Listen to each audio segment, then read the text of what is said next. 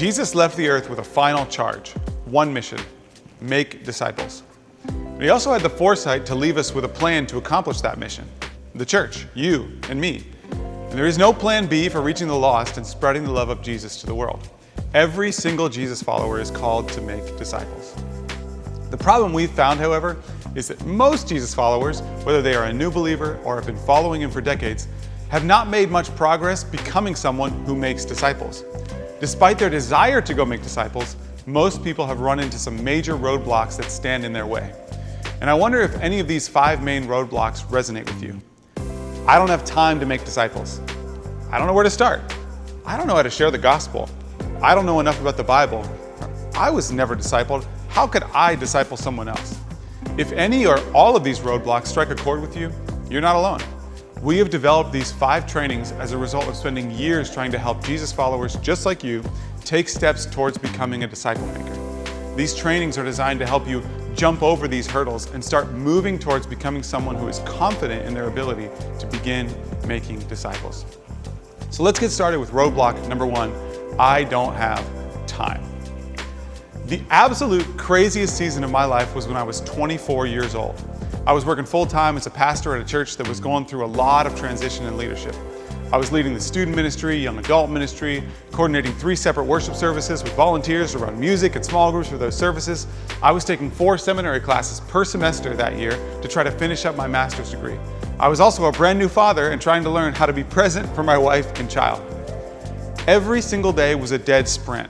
I would wake up in the morning with 1,000,000 tasks on my to-do list and finish each day with more tasks that had been added than I was able to complete that day.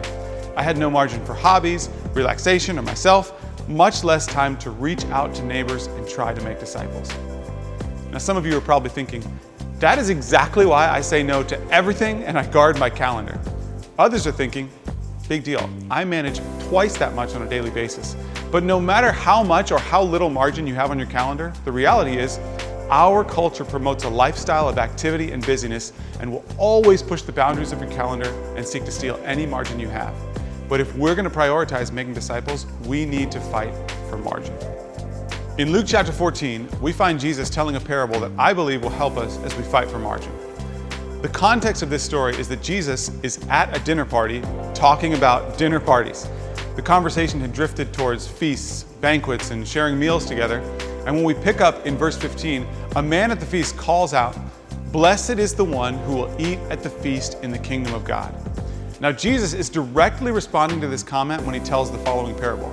Essentially, Jesus is saying, let me clarify for you who will be eating at the feast in the kingdom of God. So if you're a Jesus follower, you might want to lean into what comes next. It says this, a certain man was preparing a great banquet and invited many guests. At the time of the banquet, he sent his servant to tell those who had been invited, "Come, for everything is now ready."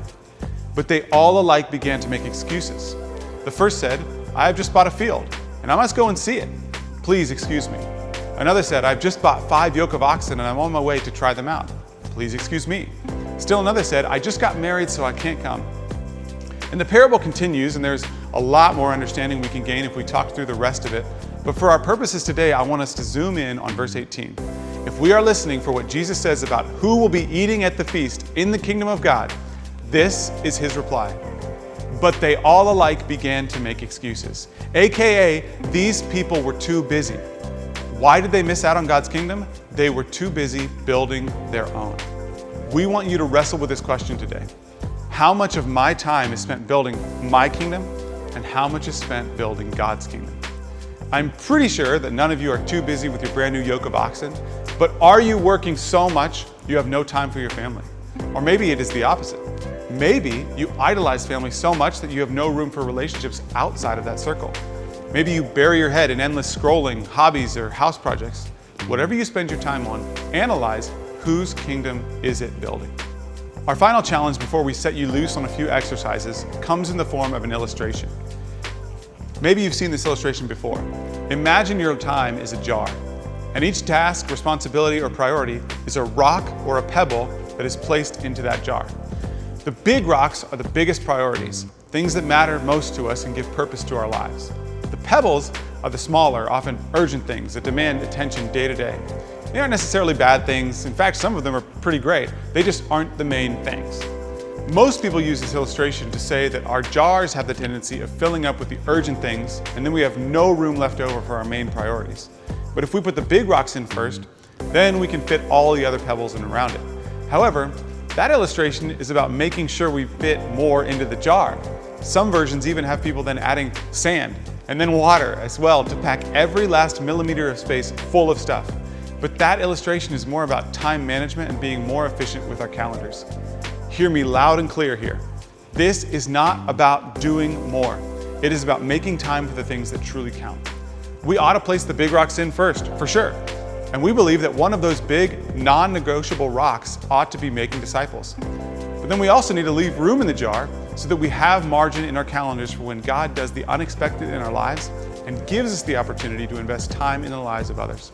Our goal here is to have margin to begin building God's kingdom, not our own. In order to get started looking at our calendars and priorities and start creating margin to do God's work, we need to understand where we are today.